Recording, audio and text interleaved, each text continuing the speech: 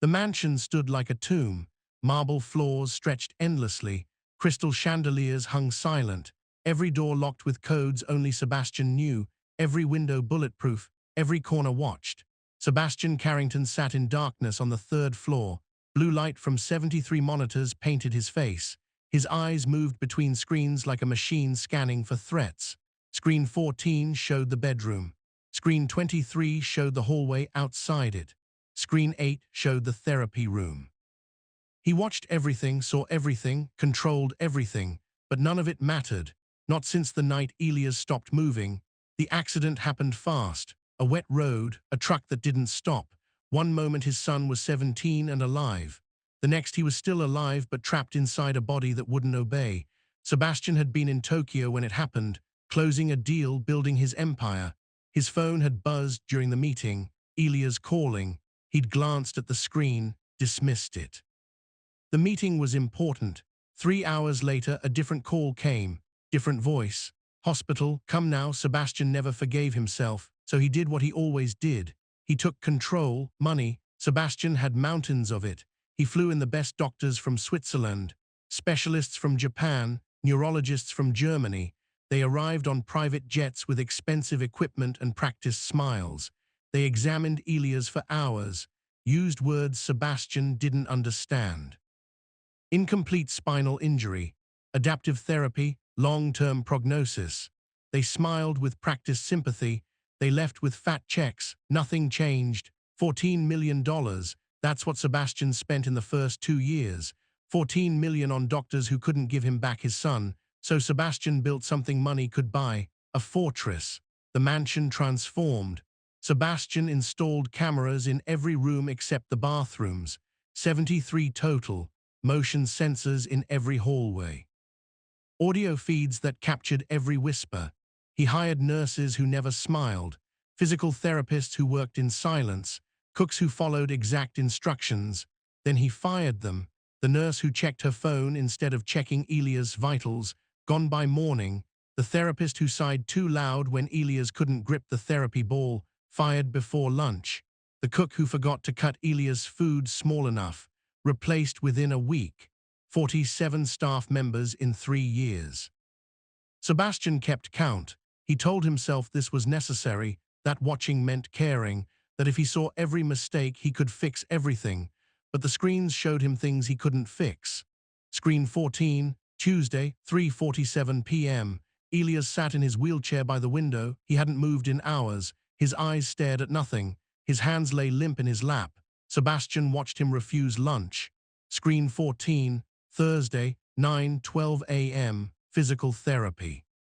The therapist moved Elias' legs like he was furniture. Elias looked at the ceiling. The session lasted 22 minutes instead of 45. Sebastian noted the time in his book. Screen 14, Saturday, 2:03 a.m. Elias was supposed to be asleep. He wasn't. His shoulders shook. His face was wet. He was crying. Sebastian watched through the screen. His hand hovered over the intercom button. He could call the night nurse, could send someone to check. He didn't move. He just watched. Sebastian kept a notebook, page after page of observations, times and dates, behaviors and patterns. He tracked everything like evidence in a case he couldn't solve. Tuesday, Elias refused lunch, 3rd time this week. Wednesday, physical therapy cut short. Elias unresponsive. Thursday, heard crying through audio feed. 2:47 a.m. Duration 14 minutes. He reviewed footage like a detective, rewound moments, paused on his son's face. Search for something he couldn't name, hope maybe, or recognition, or any sign that Elias was still in there. What he found was worse than nothing. He found emptiness. 3 years passed like this. 3 years of watching, 3 years of hiring and firing staff who didn't meet impossible standards, 3 years of doctors who smiled and failed, 3 years of Elias growing quieter, smaller, more distant. Sebastian convinced himself this was love, that surveillance meant safety. That control equaled protection, that watching close enough would somehow keep his son alive. He was wrong, but he wouldn't know that, not yet, not until she arrived. Sebastian's assistant Margaret knocked twice on the control room door. She'd learned to wait. Sebastian didn't like interruptions when he was watching. Sir, the new Maid starts tomorrow. Sebastian didn't look away from the screens. Background check, clean, references solid, nothing unusual. Fine, Margaret hesitated. This is number 48. If you want, I could adjust the screening process.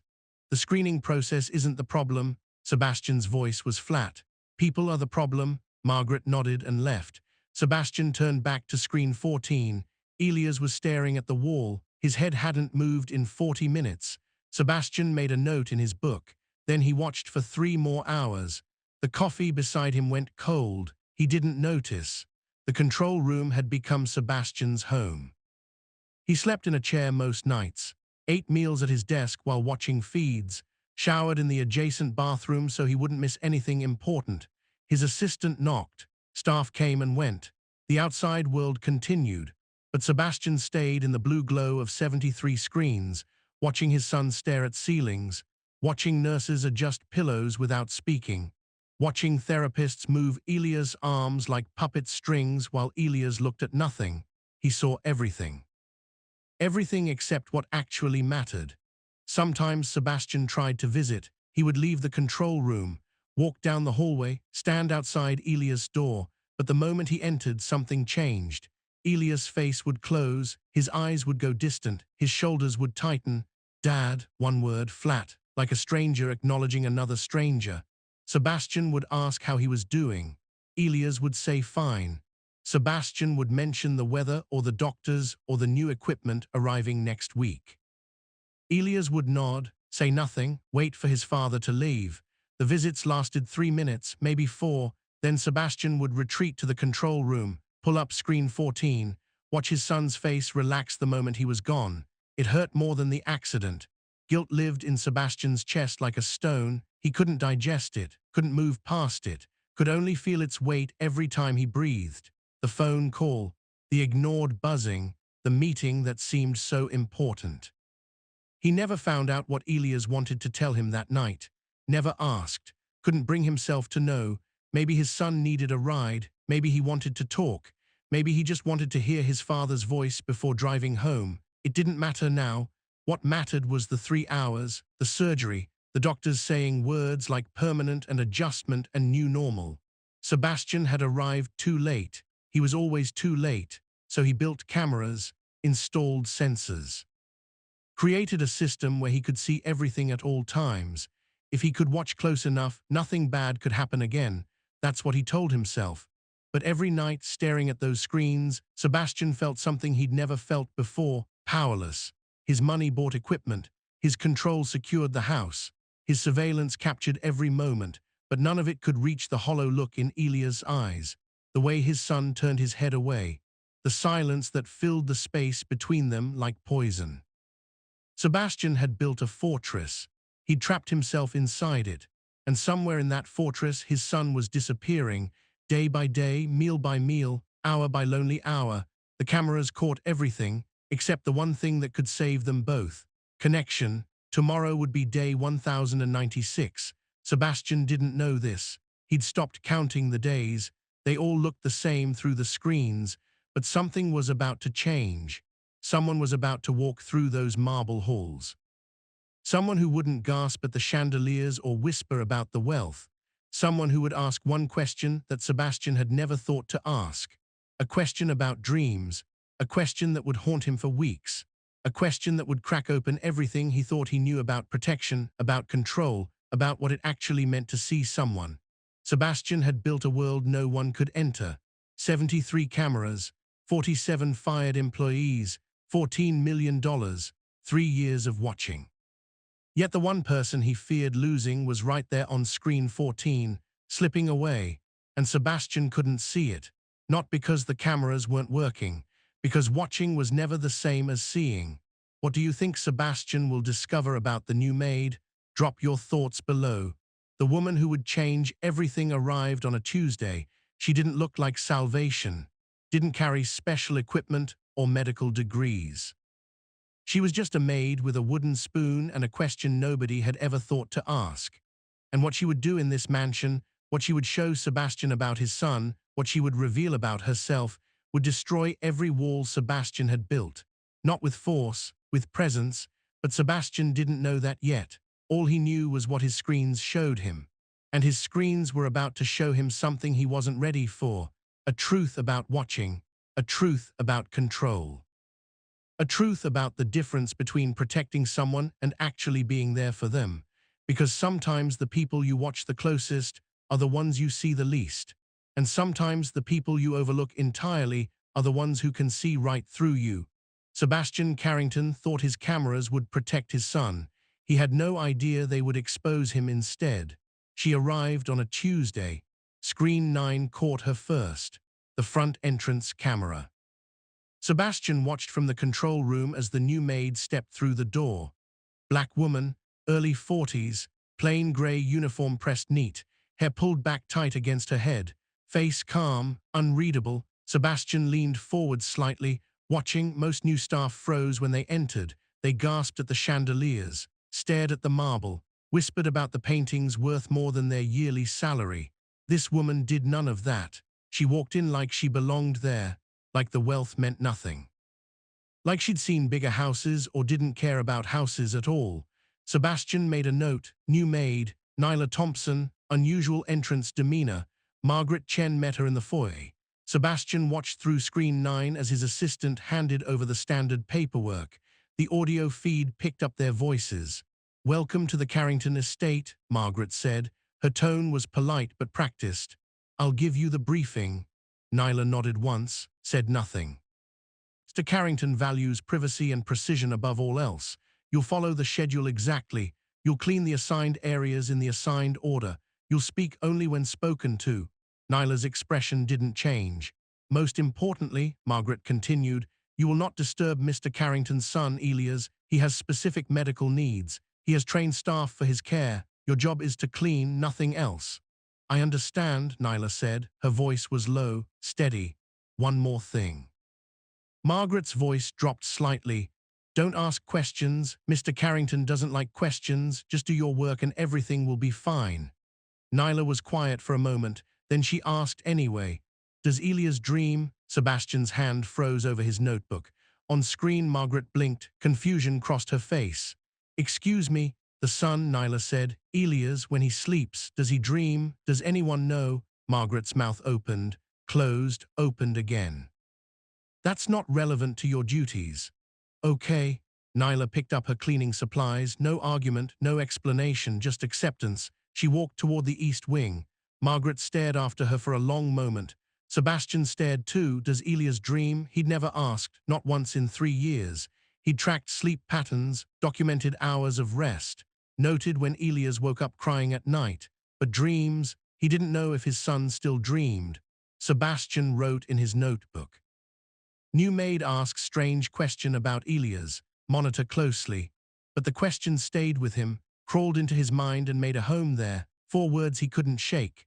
Does Elias dream? The first week Sebastian watched her constantly, screen by screen, room by room.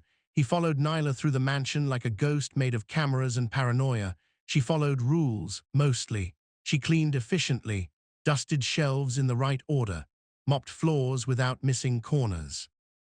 Changed linens on schedule, but something was different about the way she moved. She paused at doorways, not hesitating, listening. Like the house was telling her something the cameras couldn't hear. She touched surfaces gently, ran her fingers along windowsills, adjusted picture frames with care that went beyond straightening. She moved through rooms like they mattered, like the walls had feelings she didn't want to hurt. Sebastian made notes. Day 2, adequate cleaning, unusual manner, pauses frequently. Day 3, completed East Wing ahead of schedule, spent extra time in library. Why? Day 4, noticed her humming while working, unprofessional but harmless. Day 5, still pausing at doorways, still touching things gently, still strange. He couldn't name what bothered him about her. She wasn't breaking major rules, she wasn't stealing, she wasn't lazy or incompetent, she was just different, and Sebastian didn't trust different. Day 3 brought the first test. Nyla was assigned to clean the hallway outside Elias' room. Not inside, just the hallway, close enough to see the door, far enough to stay out of trouble. Sebastian watched screen 14 and screen 23 simultaneously. His son's room and the hallway camera, side by side. Elias sat in his wheelchair by the window, same position as yesterday, same position as the day before, staring at nothing, hands limp, face empty. In the hallway, Nyla pushed her cleaning cart slowly. She dusted the frames on the wall, wiped down the door handles. Then she stopped. Right outside Elias' door, she stood there for a long moment, not moving, not cleaning, just standing. Sebastian's hand tightened on his pen. Move on, he thought. Do your job and move on. But Nyla didn't move. She tilted her head slightly, like she was listening to something through the door. Then she opened it. Sebastian's heart stopped. On screen 14, he watched Nyla enter his son's room, uninvited. Unannounced, against every rule he'd established. She pushed her cart inside, closed the door gently behind her. Elias didn't turn, didn't react, just kept staring out the window. Most staff cleaned around him quickly. They avoided eye contact, treated him like furniture that might break if they looked at it wrong. Nyla didn't rush. She dusted the bookshelf slowly, took her time with each shelf, straightened books that didn't need straightening. She moved to the curtains, adjusted them slightly. Let more light into the room. Then she stopped near Elias' wheelchair, not in front of him, not blocking his view, just beside him, present but not intrusive. She didn't say anything at first, just stood there, looking at the same window he was looking at. Sebastian leaned closer to the screen. His pen hovered over the notebook. Ready to write, terminate immediately. Then Nyla spoke. The light is different today. Her voice was soft, casual, like she was talking to herself as much as to him. Comes through the trees at a different angle. Morning light versus afternoon light. Most people don't notice. Elias didn't respond, didn't move, didn't acknowledge her existence. Nyla didn't seem to mind. I always notice light, she continued. Spent a lot of time watching it once, when watching was all I could do. She adjusted something on his windowsill, a small movement. Then she returned to her cleaning. No pressure, no expectation, no waiting for response. Sebastian watched his son's face on the screen, looking for the usual blankness, the wall that went up whenever anyone tried to reach him, but something was different. Elias' head moved, just slightly, a small tilt toward where Nyla had been standing, like he'd heard her, like something had landed. Sebastian rewound the footage, played it again. There it was. The moment her words ended, the tiny movement of his son's head. He rewound it, played it again, head tilt toward her voice. Toward the window, toward something other than the nothing he'd been staring at for months. Sebastian played it a fourth time, a fifth.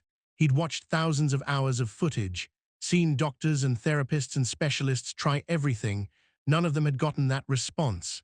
A head tilt, that was all, but it was more than Sebastian had seen in a very long time. He should fire her. She'd broken the rules, entered Elias' room without permission, spoken to him without authorization. Disrupted the carefully controlled environment Sebastian had built. 47 people had been fired for less. Sebastian's hand reached for his phone, then stopped. He looked at the screen again, at the frozen image of his son's head tilted slightly toward a voice. He opened his notebook, crossed out terminate immediately, wrote instead, continue monitoring, observe further interaction. Something about this woman was different, something he couldn't explain or control or systematize. And for reasons he didn't understand, he needed to know what it was. The rest of the week, Sebastian watched closer than ever. Nyla cleaned Elias' room twice more. Each time she did the same thing, worked slowly, spoke softly, made casual observations about light or weather or nothing important. And each time something small happened. Day 5, Elias' eyes tracked her movement across the room, just for a moment. Day 6, his hand shifted on the armrest when she mentioned music playing somewhere in the house. Day 7, he turned his head fully toward her when she hummed a melody while dusting. Small things, tiny things, things the doctors would call insignificant. But Sebastian had watched his son stare at nothing for 3 years. He knew what insignificant looked like. This wasn't insignificant. This was something else entirely. Who do you think is truly watching in this mansion? Comment below. Saturday night, Sebastian sat in the control room alone. Blue light from 73 screens painted his face. The coffee beside him had gone cold hours ago. He was watching footage from earlier that day. Nyla in Elias' room, the humming, the head turn. He'd watched it 12 times already. His notebook sat open beside him. Pages of observations, times and reactions, every small movement catalogued like evidence. But evidence of what? He didn't know what Nyla was doing. Didn't understand why it worked when everything else had failed. She wasn't using techniques he could research. Wasn't following protocols he could study. She was just there, present, talking about light like it mattered. And somehow his son was responding. Sebastian thought about firing her anyway. The rules existed for reasons. Structure provided safety. Control prevented chaos. If he let one person break the rules, others would follow. The system would collapse. Everything he'd built would crumble. But then he thought about Elia's head turning, about eyes tracking movement for the first time in months. He thought about the question that still haunted him. Does Elia's dream? Sebastian had asked doctors about brain function and REM cycles and neurological activity. He'd gotten charts and data and clinical terminology, but he'd never just asked if his son dreamed. Maybe that was the problem. Maybe he'd been so busy watching for something that he forgot to look for someone. Sebastian closed his notebook. He wouldn't fire her, not yet. Instead, he would watch more closely, study her methods, figure out what she was doing that 47 others had failed to do. There had to be an explanation, a technique, something he could understand and replicate and control, because Sebastian Carrington controlled everything. That was how he'd built his empire. That was how he'd survived his wife's death.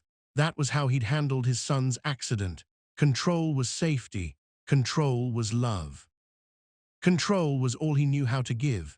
So he would watch this strange woman with her strange questions. He would observe and document and analyze. And eventually, he would figure out her secret. But deep down, in a place Sebastian refused to look, a small voice whispered something different. What if there was no technique to learn? What if what Nyla had couldn't be watched through cameras? What if the answer to reaching his son wasn't about watching at all? Sebastian pushed the thought away. Turned back to his screens. He had 73 cameras, thousands of hours of footage, the most sophisticated surveillance system money could buy. Surely that would be enough to understand one maid with a strange question. Surely. Sebastian had fired people for less, much less. But that night, reviewing the footage of Nyla speaking to his son, he didn't reach for his phone. He didn't call HR. He didn't draft a termination notice. Instead, he leaned closer to the screen. Because for the first time in 3 years, Elias had moved. Not much, just a tilt of the head, just eyes following a figure across the room. But it was something. And Sebastian needed to know what this woman had that 47 others didn't. He needed to understand how 4 words about light and trees had done what $14 million couldn't.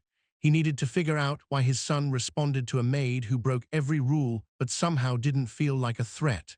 The answers were there. On his screens, in his footage, somewhere in the data he was missing something. Sebastian would find it. He had to, because if he couldn't understand what Nyla was doing, he couldn't control it. And if he couldn't control it, he would have to face something much more terrifying. The possibility that control had never been the answer at all. Screen 14, Tuesday, 9:47 a.m. Sebastian watched Nyla enter Elias' room carrying a breakfast tray. Nothing unusual. The morning routine had been documented dozens of times, but today felt different. Nyla set the tray on the side table. Instead of leaving like other staff, she pulled a chair close to Elias' wheelchair, not in front of him, not blocking his view, just beside him, close enough to matter. Sebastian leaned toward the monitor. His pen hovered over the notebook. Nyla didn't speak at first. She just sat there, breathing. Sebastian noticed it through the audio feed. Slow, deliberate breaths. In through the nose, out through the mouth. Louder than normal, almost performative. In, out, what was she doing? Elias stared at her, his face showed the usual blankness. The wall he put up for everyone, but Nyla kept breathing, slow, steady, rhythmic, and then Sebastian saw it. Elias' chest moved, not the shallow, automatic breathing of someone barely present, something deeper. His chest rose, fell, rose again, matching her rhythm, in, out, in, out. They breathed together for 2 minutes. No words, no medical equipment, no clinical intervention, just breathing. Sebastian's pen froze over the page. He didn't know what to write. Then Nyla picked up a spoon from the breakfast tray. She didn't use it for food. She held it loosely and tapped it against the table. Tap, tap, tap, tap, simple, steady, like a heartbeat. She kept tapping, eyes on the window, not on Elia's, no pressure, no expectation. Tap, tap, tap, tap. Sebastian watched the screen. Watched his son's hand resting on the wheelchair armrest. Nothing happened. Tap, tap, tap, tap, still nothing. Then Elia's finger lifted, just barely. A twitch that could have been involuntary, could have been nothing. But it wasn't nothing. His finger came down against the armrest. Tap. Sebastian stopped breathing. On screen, Nyla's lips curved slightly. She didn't make a scene, didn't celebrate or point or draw attention. She just tapped back. Tap, tap. A pause, then Elia's again. Tap, tap. Nyla responded. Tap, tap, tap. Elias tried to match it. His finger movements were weak, unsteady, but intentional. Tap, tap, tap, back and forth, a conversation in beats, a language Sebastian had never heard before. He watched them play this strange game for 10 minutes. His coffee went cold beside him. His notebook stayed blank. He had no words for what he was seeing. That night, Sebastian reviewed the footage 7 times. He paused on Elia's first tap. Zoomed in on the finger movement.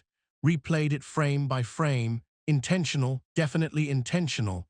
His son had responded to a rhythm game with a wooden spoon.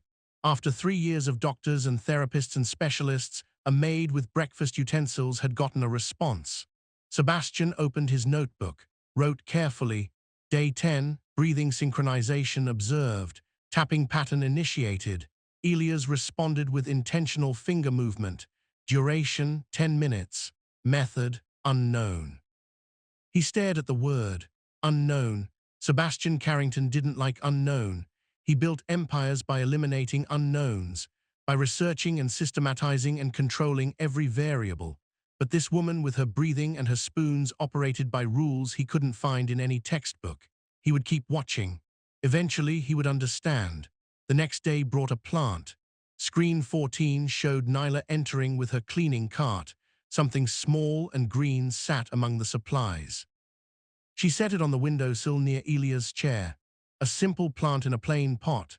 Nothing expensive, nothing special. Needs light, she said quietly. We all do. Then she did something Sebastian had never seen any staff member do. She touched Elias' wheelchair, gently, and moved it. Just an inch, maybe 2. Adjusted the angle so the morning sun fell directly on his face instead of his shoulder. Sebastian's hand twitched toward the phone. Unauthorized touching of medical equipment. Clear violation. But on screen, Elias closed his eyes.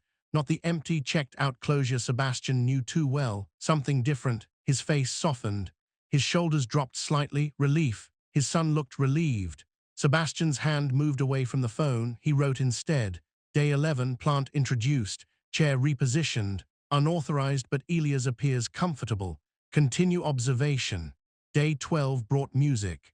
Nyla carried a small portable speaker into Elias' room. He set it on the table and pressed a button. Old music filled the space, something soulful, a bass line that Sebastian could hear even through the tinny audio feed. Listen to the bass, Nyla said. Not the words, the bass, feel it. She took Elias' hand. Sebastian watched her place it flat against the speaker. Let the vibration travel through his palm. Music isn't just sound, she said. It's movement, energy, life. Elias' fingers twitched against the speaker, following something, tracking the beat. Then his foot moved, not a spasm, not a reflexive jerk, a small, deliberate twitch, matching the rhythm. Nyla saw it. Her face stayed calm, but Sebastian caught the slight widening of her eyes. There you go, she whispered. There you go. Sebastian made frantic notes that night. Day 12, music therapy speaker used. Elias felt vibration, foot movement observed, intentional, matched rhythm. He underlined intentional 3 times. His son had moved his foot on purpose. Not because a therapist manipulated it, not because equipment forced the motion, because music made him want to. Sebastian searched online for hours. Co-regulation, rhythmic entrainment, sensory integration therapy, music therapy certifications. He found frameworks and studies and clinical papers, words that sounded like what Nyla was doing, but none of them explained how a maid with no credentials was succeeding where $14 million had failed. Saturday morning, Sebastian was supposed to be on calls. A merger needed attention. Contracts required review.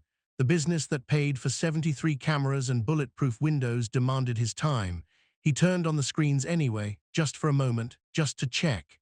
Screen 14 showed Nyla sitting on the floor, not in a chair, not standing professionally at a distance. On the floor, near Elia's wheelchair, at his level. She had the wooden spoon in her hand again. Sebastian should have closed the feed, should have taken his calls, should have done anything except watch. He watched. Nyla tapped the spoon against her knee. Tap, tap, tap, tap, simple, steady, the same heartbeat rhythm from before. She wasn't looking at Elia's, just tapping, humming softly with it, a melody that seemed to come from somewhere deep. Elia's head turned toward the sound. Sebastian held his breath. Nyla kept tapping, kept humming. The sound filled the room through the speakers. Warm, unhurried. Patient, then Elia's finger moved, tap, against the armrest, answering her. Nyla didn't stop, didn't celebrate, just kept the rhythm going. Tap, tap, tap, tap. Elia's tapped again, tap, tap. They played together 5 minutes, 10 minutes. A conversation without words. Sebastian's calls went to voicemail. His coffee grew cold. His notebook sat forgotten. He couldn't look away. Then Nyla changed the pattern. Tap, tap, pause, tap, tap, tap. More complex. A question instead of a statement. Elias tried to follow. His finger stumbled, missed the pause, hit the triple tap too early. He tried again. Closer this time, still not quite right. Sebastian saw frustration cross his son's face. The familiar darkness, the giving up that had become his default for 3 years, but he didn't give up. Elias tried again. Tap, tap, pause, tap, tap, tap. He got it. And then Sebastian heard something he hadn't heard in 3 years. Laughter. Elias laughed, not loud, not long. Just a small sound that bubbled up from his chest. Genuine, surprised, alive. Sebastian's throat closed. His hand covered his mouth.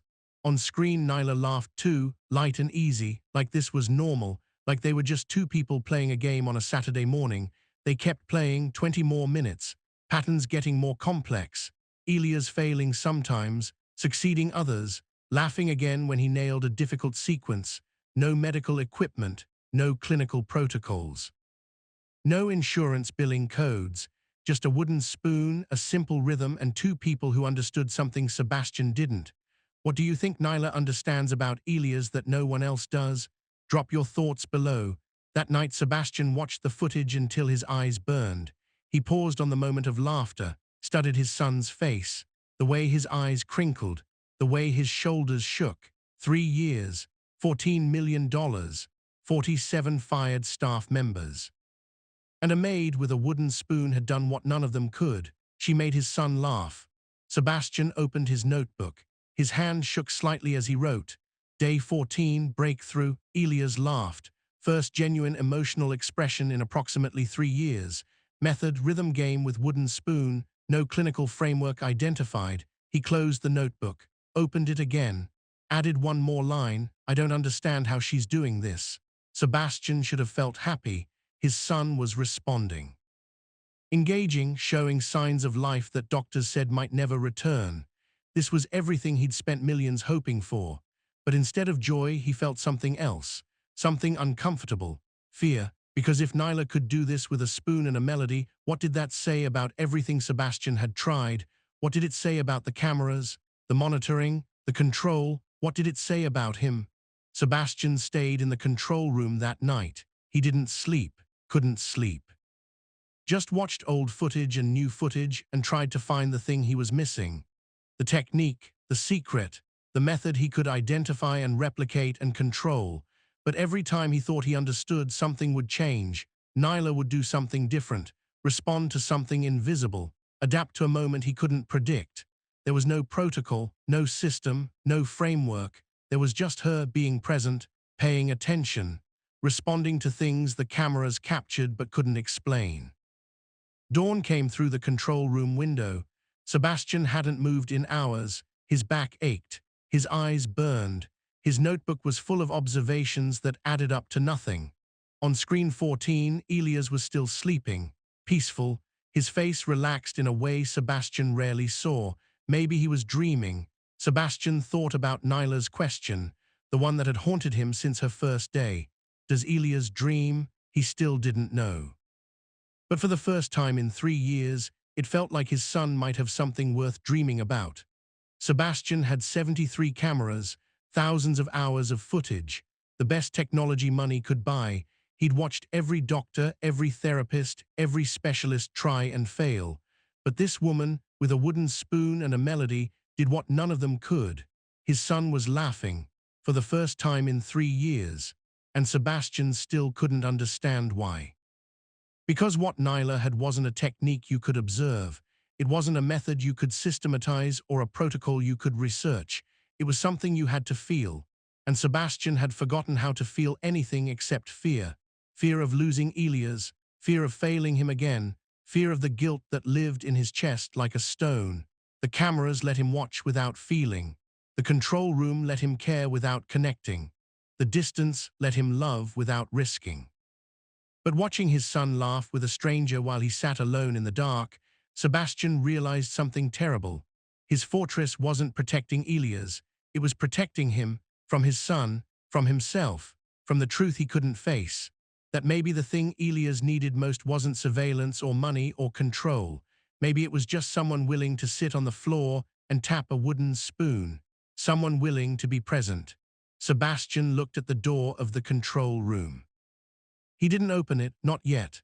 But for the first time in 3 years, he wanted to. Weeks passed. Sebastian watched every single day. He increased surveillance on Nyla's sessions, pulled footage from multiple angles, tracked every gesture, every word, every breath. There had to be a pattern, a technique, something he could name and study and replicate. He made notes constantly now. 9:47 a.m., breathing synchronization, duration 3 minutes. Elias matched rhythm within 45 seconds. 10:15 a.m., tapping game initiated. Pattern complexity increased from day 14. New element, call and response.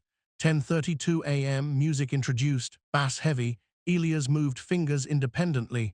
Sebastian filled 3 notebooks in 2 weeks. Hundreds of observations, thousands of data points. None of it explained anything. He researched late into the night. Co-regulation, rhythmic entrainment, sensory integration therapy, polyvagal theory, somatic experiencing.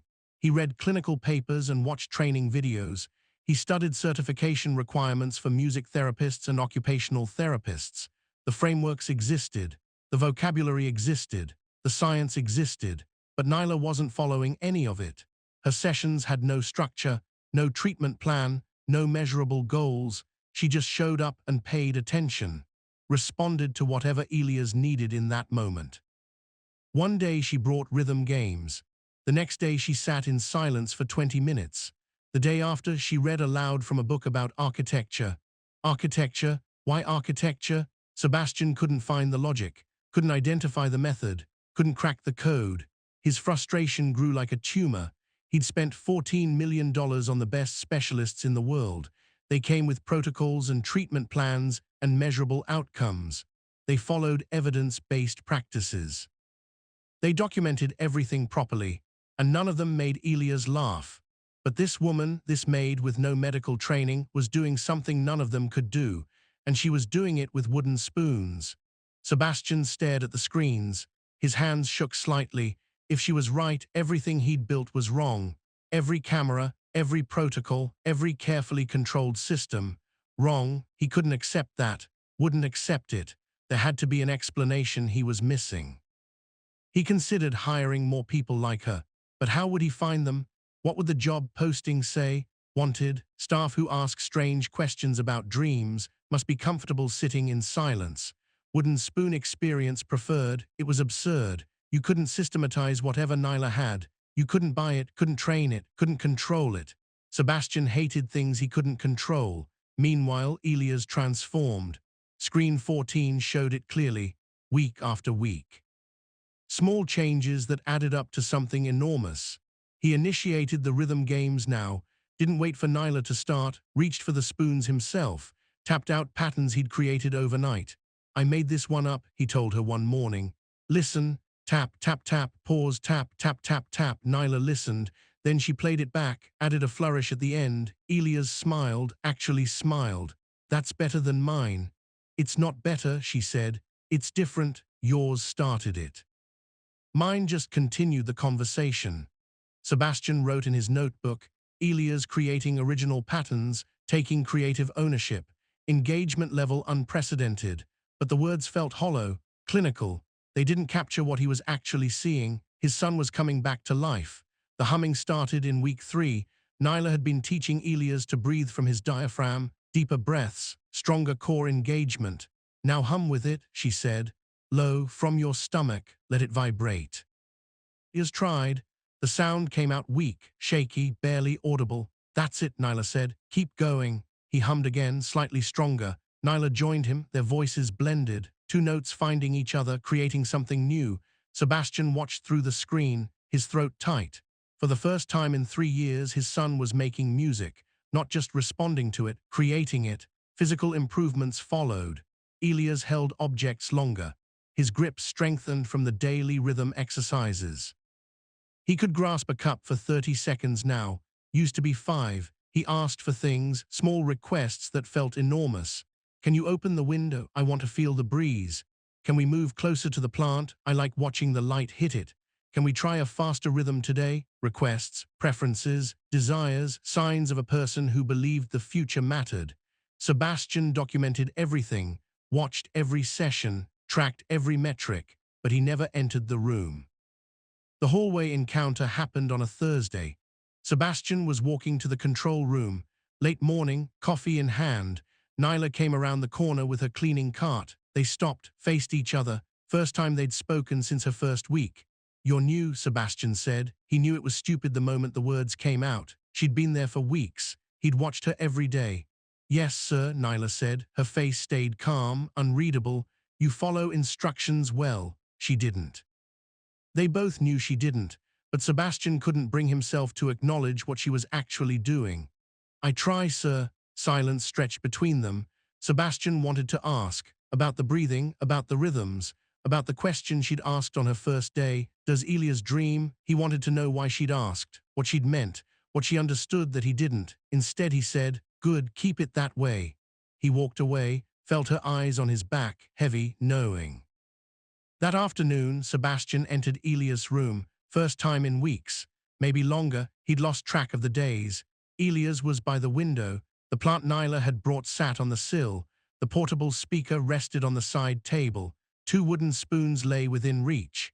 Sebastian had seen all of these things on screens, but standing in the room, they felt different, more real. Elias turned his head when the door opened. His face changed. The softness Sebastian had watched for weeks, the openness that appeared during Nyla's sessions, vanished, replaced by something hard, guarded, familiar. Dad. The word hit Sebastian like a slap, surprised, wary, like Elias hadn't expected to see him, like he was a stranger. I wanted to see how you're doing. I'm fine, flat, the same wall that had existed for 3 years, the same distance. Sebastian stood awkwardly in the middle of the room. He noticed details the cameras couldn't capture. The way sunlight made the plant glow, the specific silence of this space, the smell of something herbal, maybe from Nyla's cleaning supplies.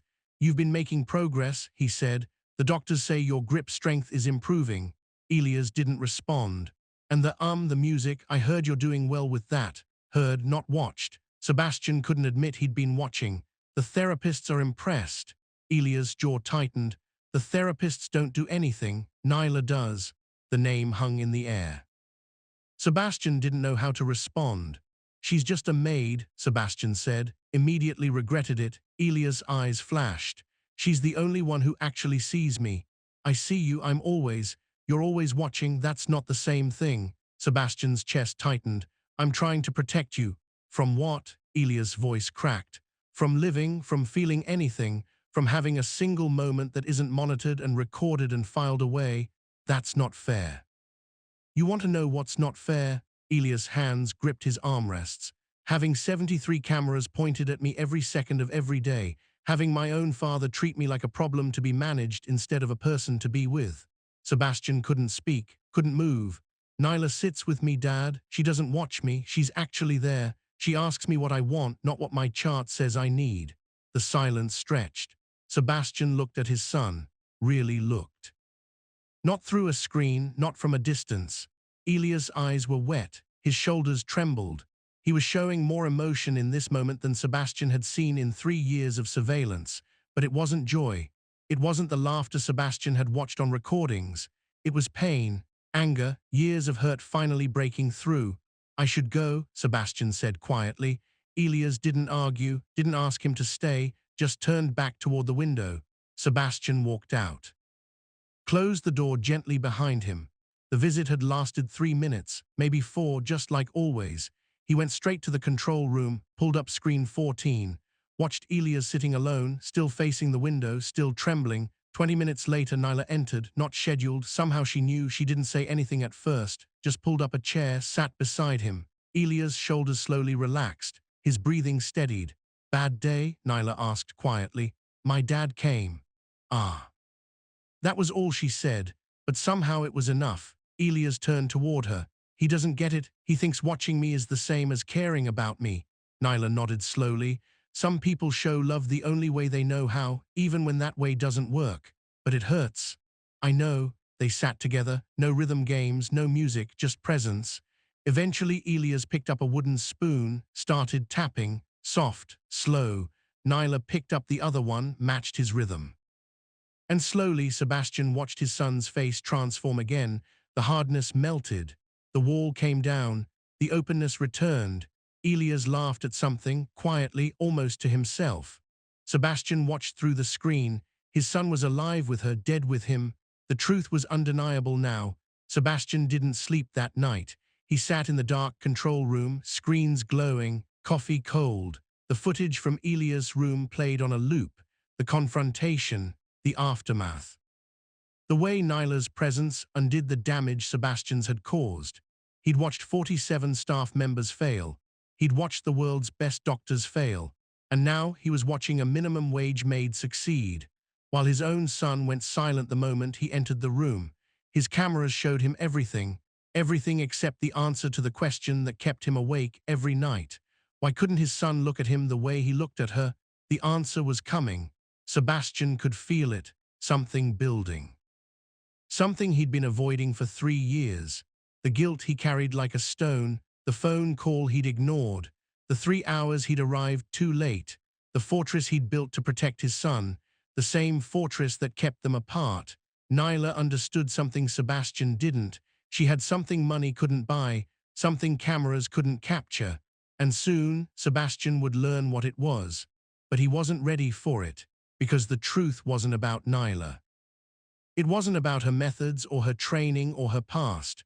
The truth was about him, about what he'd been running from, about what he'd been too afraid to face, about the real reason he'd built 73 cameras and fired 47 people and spent $14 million on doctors who couldn't fix what was actually broken. The answer was coming, and it would change everything. Screen 14, 11:23 p.m. Sebastian was about to turn in for the night. His coffee had gone cold hours ago. The mansion was quiet. All screens showed empty hallways and dark rooms, except one. Elias wasn't supposed to be awake. The night nurse had left at 10. His medication should have helped him sleep. But there he was, sitting in his wheelchair in the dark, head bowed, shoulders shaking. Sebastian leaned forward, turned up the audio feed. The sound that came through the speakers made his chest tighten. Crying, his son was crying. Sebastian's hand moved toward the intercom. He could call the night nurse back, could send someone to check on him, but he didn't. He just watched, like always. Elias' sobs filled the control room, raw, broken, the kind of crying that comes from somewhere deep, somewhere that's been holding on for too long. Sebastian gripped his armrests. His knuckles went white. Then movement on the screen, a figure in the doorway, Nyla. She wasn't scheduled, shouldn't have been in the mansion at this hour, but there she was. Standing in Elias' doorway like she'd heard something no one else could. She didn't turn on the lights, didn't rush in with tissues or comfort. She just entered quietly, pulled a chair close to his wheelchair and sat. The audio feed picked up everything. Sebastian couldn't look away. Long silence, just Elias breathing, ragged, uneven, then his voice, raw and broken. "I hate this chair." Nyla didn't respond, just listened. "I hate being stuck. I hate that I can't do anything by myself. I hate that everyone looks at me like I'm already dead." His voice cracked on the last word. I'm 20 years old. I should be in college. I should be going out with friends. I should be living. He slammed his fist against the armrest, weak but furious.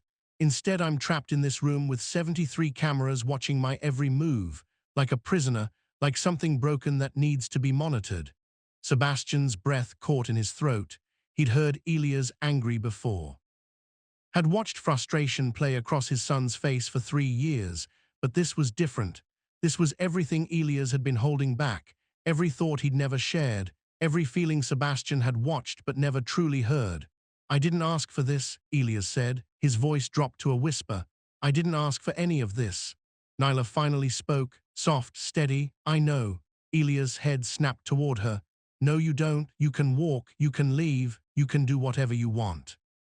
I couldn't always.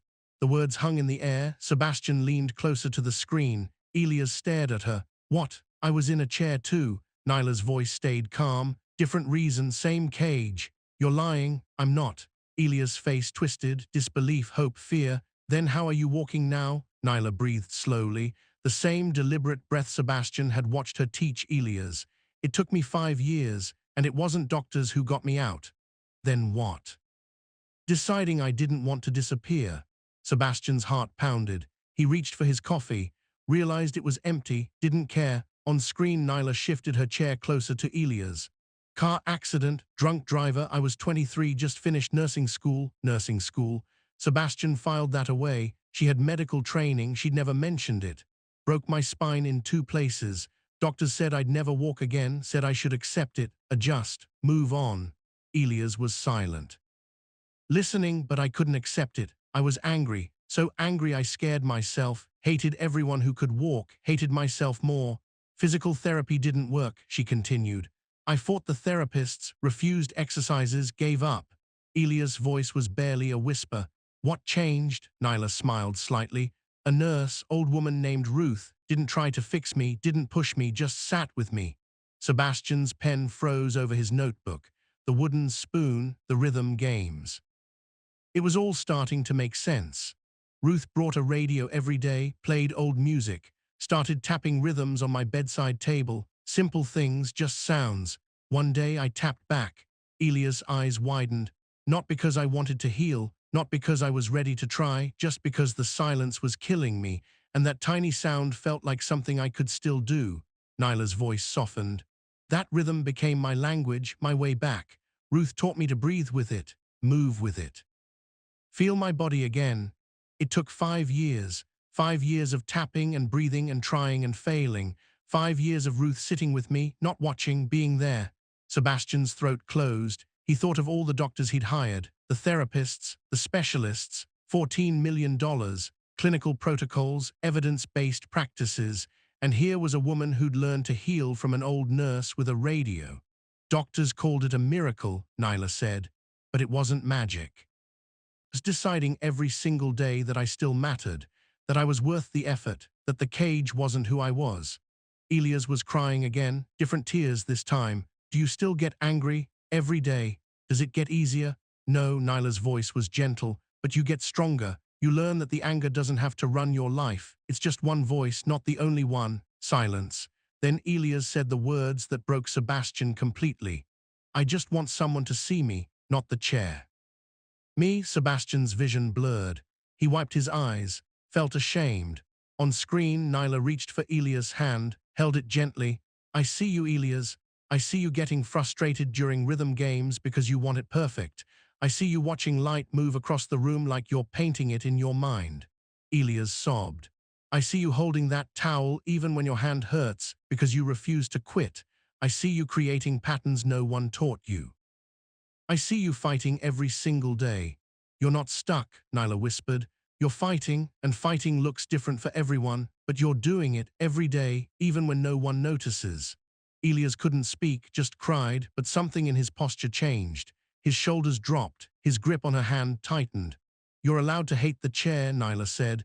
You're allowed to be angry, but don't hate yourself. You're not the chair, you never were. Can empathy heal what medicine cannot? Share your thoughts below. Sebastian sat frozen in the dark control room. 73 screens glowed around him, thousands of hours of footage. years of watching, but he'd never truly seen his son until this moment, not through any camera, not in any notebook, not in any clinical observation. He'd watched Elias cry at 2 a.m. and done nothing, watched him withdraw and blamed the therapists, watched him build walls and called it stubbornness. But this woman, this maid he'd barely noticed, had seen straight through to the person underneath, because she'd been there herself. Nyla stood slowly. "I'll be back tomorrow. We'll try the new rhythm, the hard one, okay?" Elias nodded, barely, but it was something. "Okay." She walked to the door, paused. "You asked me once if you dream through that woman, Margaret." Elias looked up, confused. "You do dream, Elias. I've watched you sleep sometimes. Your eyes move. Your hands twitch like you're reaching for something." She smiled gently. "Whatever you're reaching for in those dreams, keep reaching. That's all healing is. Reaching for something better, even when you can't see it yet." She left as quietly as she came. Sebastian sat alone. The screen showed Elias in the dark, still crying, but different now, lighter somehow, like something had been released. Sebastian looked at his notebooks, 3 of them, filled with observations and data and clinical terminology. All useless. He'd watched everything, documented everything, controlled everything, and he'd missed what mattered most. The truth hit him like a physical blow. The cameras weren't protecting Elias. They were protecting Sebastian from the guilt, from the fear, from the weight of what he'd done. The phone call he'd ignored 3 years ago. The 3 hours he'd arrived too late. The night he chose a meeting over his son. He'd never forgiven himself, never could. So he built cameras, installed monitors, created systems and protocols and rules, made himself the watcher so he'd never miss anything again. But watching wasn't caring, monitoring wasn't protecting, and surveillance would never replace the one thing Elias actually needed. His father, present, vulnerable, there. Sebastian thought about the night of the accident, the call from Elias that he'd dismissed, the meeting that seemed so important, the hours that passed before the hospital reached him. He still didn't know what Elias had wanted to tell him that night. Maybe just to hear his voice. Maybe to ask for a ride. Maybe nothing important at all. It didn't matter anymore. The call was gone. The moment was gone. The chance to be there when it mattered was gone. But Elias was still here, still fighting, still reaching for something better. And Sebastian was still in this dark room, watching through screens, hiding from the one person who needed him most. Nyla had been paralyzed for years, but she'd found a way to walk again. Sebastian had been paralyzed too, not in his body, in his heart, frozen by guilt, trapped by fear, unable to move toward his son because moving meant feeling, and feeling meant facing what he'd done. The cameras let him love from a distance, care without risk, protect without being present. But that wasn't love, that wasn't protection, that was cowardice. Sebastian looked at the control room door, 3 steps away. He'd walked through it 1,000 times. But tonight it felt different. Tonight it felt like a choice. Stay here, keep watching, keep hiding, keep pretending that surveillance is the same as caring, or turn off the screens, leave this room, walk down the hallway, sit with his son, be present for once in 3 years. Nyla had done it with nothing but rhythm and presence, had reached Elias when $14 million couldn't. Maybe Sebastian could do it too. Maybe it wasn't too late, or maybe it was. Maybe the walls between them were too high. Maybe the damage was too deep. He wouldn't know unless he tried. Sebastian had built his entire world around watching. 73 cameras, thousands of hours, every angle covered, every moment recorded. But tonight, he finally understood what he'd been doing. He wasn't protecting his son. He was hiding from him, hiding from the guilt of the ignored phone call, from the 3 hours he arrived too late, from the fear that if he sat in that room, really sat there, he'd have to feel everything he'd been running from. Nyla had been paralyzed for years, but she'd found a way to walk again. Sebastian had been paralyzed too, not in his body, in his heart. And now he had to decide, stay in this dark room and watch his son heal without him, or turn off the screens and actually be there. The control room door was 3 steps away. His son's room was down 1 hallway. For 3 years, it might as well have been 3,000 miles. Tonight, it was just a choice. Sebastian stood in the control room. All 73 screens glowed around him. Blue light painted shadows across his face. His hand hovered over the master power switch. 3 years, 3 years of watching, 3 years of control, 3 years of hiding. He thought about Nyla's words from the footage, words that still echoed in his mind. It wasn't doctors who got me out. It was deciding I didn't want to disappear. Sebastian had been disappearing, hiding behind screens, present in the house but absent from his son's life.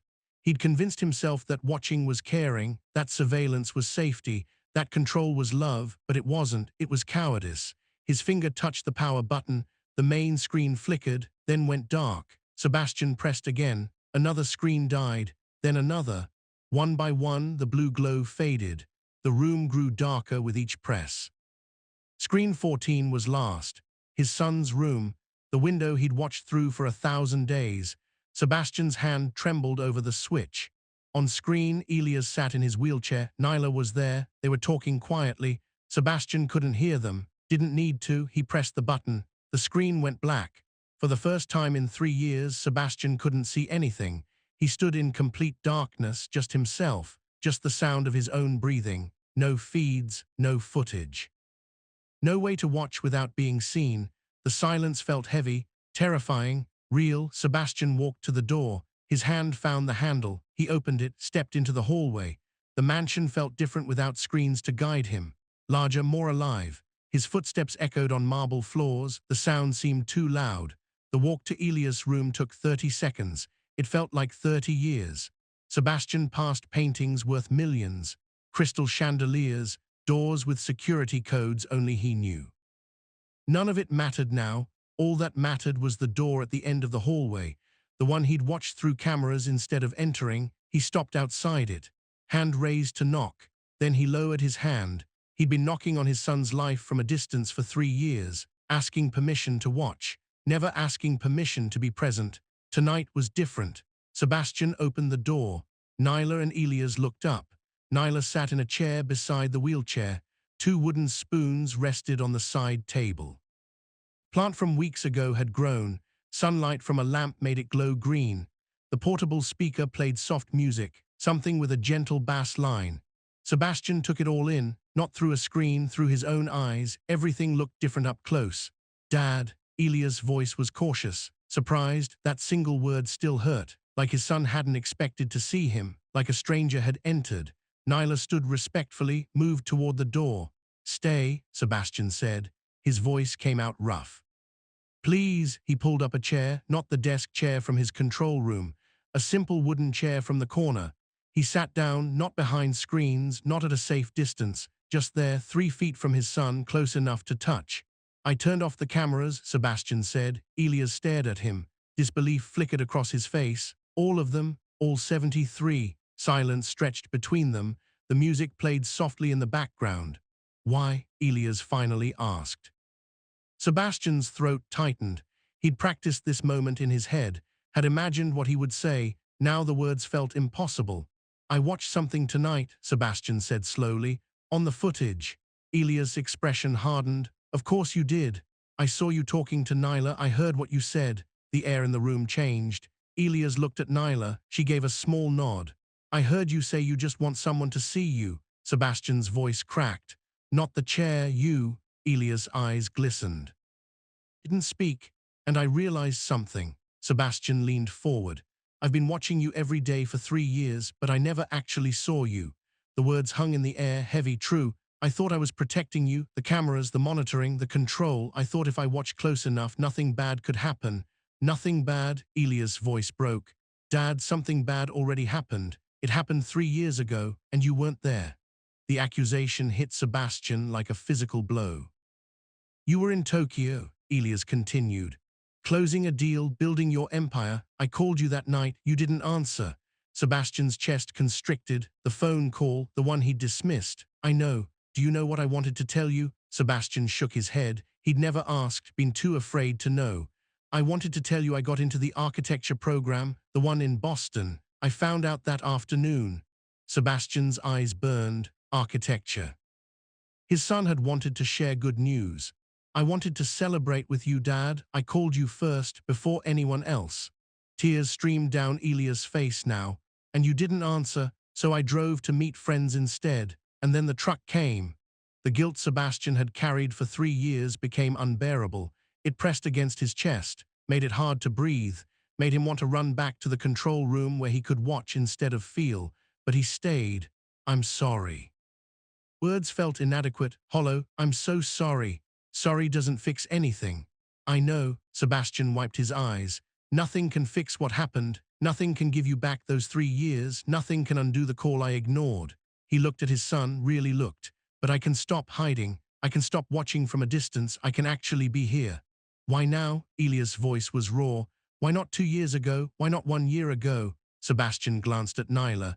She stood quietly by the wall, bearing witness. "Because of her. I watched her do what I couldn't," Sebastian said. "I watched her sit with you, listen to you, see you." He turned to Nyla. "I tried to figure out your technique, your method, something I could systematize or replicate." Nyla's expression stayed calm, patient. "But there's no technique, is there? It's not something you can learn from a book or buy with money." "No," Nyla said quietly, "it's not." "What is it then?" Nyla looked at Elias, then back at Sebastian. "Presence, just being there, not watching for problems, not trying to fix everything, just showing up and staying." Sebastian felt the weight of her words. "I didn't know how to do that," he admitted.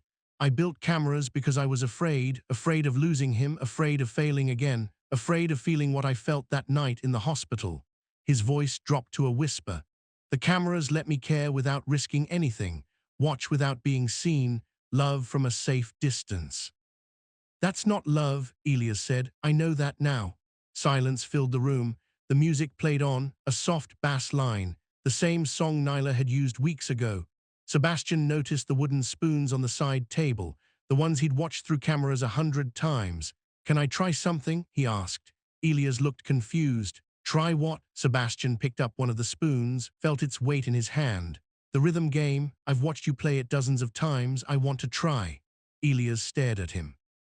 Something shifted in his eyes. Not forgiveness, not yet, but curiosity, maybe hope. "You'll be terrible at it." "Probably." Elias looked at Nyla. She smiled gently and picked up the third spoon. "Show him the basic pattern," she said, "the one you made up." Elias hesitated. Then he lifted his spoon. Tap, tap, pause, tap, tap, tap. Simple, steady, a heartbeat rhythm. Sebastian watched his son's hand move, not through a screen, through his own eyes. "Now you," Elias said.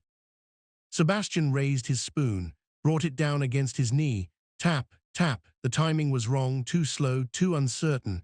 "That's terrible," Elias said. "I told you. Try again." Sebastian tried. Tap, tap, pause, tap, tap, tap. Better, still wrong. Elias almost smiled. "The pause is longer. Count to 2 in your head." Sebastian counted. Tap, tap, 1, 2, tap, tap, tap. "That's it," Elias said. Nyla joined in. 3 spoons now, 3 rhythms finding each other. They played for 5 minutes. Sebastian missed beats, came in too early, lost the pattern entirely and had to start over. But he kept trying, kept failing, kept showing up. And somewhere in those 5 minutes something changed. Elia's shoulders relaxed, his face softened. The wall he'd built against his father began to crack, not because Sebastian was good at the game. He was terrible, but because he was there, present, willing to look foolish, willing to fail. That was something the cameras had never shown. "You're getting worse," Elias said. Sebastian laughed, a real laugh, the first one in years. "I really am. Want to try the harder pattern? I'll probably destroy it." "Probably." Elias' lip twitched, almost a smile. "But that's okay." They played until Sebastian's hand cramped, until the rhythm became less about getting it right and more about being together, until the distance of 3 years felt a little smaller. When they finally stopped, the room felt different, lighter somehow. Sebastian set down his spoon, looked at his son. "I'm not going to be good at this," he said, "being present, showing up without hiding behind something. I know, I'll probably mess up a lot. I know that too." Sebastian's voice broke. "But I want to try if you'll let me." Elias was quiet for a long moment, then he nodded, once small but real. "Same time tomorrow?" Sebastian's eyes blurred. "Same time tomorrow." Nyla moved toward the door. "I should give you two some time." "Nyla." Sebastian's voice stopped her. "Thank you." She turned. Her face was calm, warm. "For what?" "For seeing him when I couldn't, for showing me what I was missing." Nyla looked at Elias, then back at Sebastian. "I didn't do anything special, I just showed up." "That was everything." She nodded, slipped quietly out the door. Sebastian and Elias sat in silence, not awkward, not painful, just quiet. The architecture program, Sebastian said finally. You wanted to study buildings. Elias' jaw tightened. That was a long time ago. Tell me about it. Why? Because I want to know, because I should have asked 3 years ago, because I'm here now and I'm not watching through a screen. Elias studied his father's face, looking for something. Whatever he found must have been enough. He started talking about buildings, about light and space, about the way structures could make people feel safe or free or inspired. Sebastian listened, not monitoring, not documenting, just listening. The conversation lasted 2 hours, the longest they'd talked in 3 years.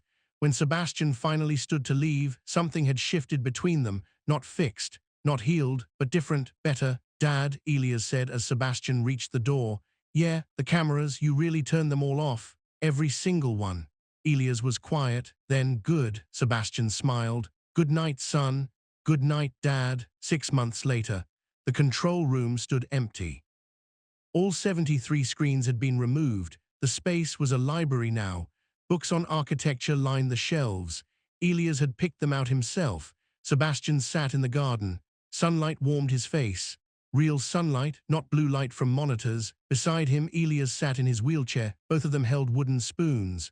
Ready? Elias asked. I'm never ready. That's what makes it fun. Tap, tap, pause, tap, tap, tap.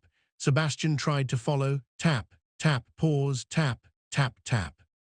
Still terrible, still off rhythm, still trying anyway. Elias laughed. 6 months and you haven't improved at all. Some things take time, some things are hopeless. Maybe, Sebastian grinned, but I'm not giving up. Nyla walked out with a tray of tea. She wasn't a maid anymore. Sebastian had offered her a position as Elias' care coordinator. She'd accepted. She set the tea on the garden table, watched them play their rhythm game. How's the new pattern coming? She asked. Terribly, Elias said, as usual. He's getting the spirit of it, Nyla offered. The spirit isn't the same as the rhythm. Sebastian set down his spoon, reached for the tea. I never thanked you properly, he said to Nyla. You thank me every week. I know, but I mean it every time. Nyla smiled, sat down in the empty chair. You did the hard work, both of you. You showed us how. I just asked a question. Sebastian thought about that first day. The question that had haunted him for weeks. Does Elias dream? He knew the answer now, had asked his son directly. Yes, Elias dreamed about buildings he wanted to design, about places he wanted to go, about a future that felt possible again. I built this fortress on control, Sebastian said quietly, thought that was what protection looked like. He looked at his son, at Nyla, at the garden where cameras no longer watched. But protection isn't about watching. It's about being present, connection, trust. Took you long enough, Elias said. It really did. They sat together in the sunlight, not watched by anyone, just 3 people sharing tea in a garden. Later that afternoon, Sebastian walked through the mansion. No screens followed his movement. No audio feeds captured his words. The bulletproof windows remained. The security system still protected the gates. But inside, the house felt different, lived in, warm. Sebastian passed the room that used to be his control center. Now it smelled like books and coffee. He paused outside Elias' door, could hear music playing inside, the bass line from those early sessions. He didn't enter, didn't need to. Some moments weren't meant to be watched. They were meant to be trusted.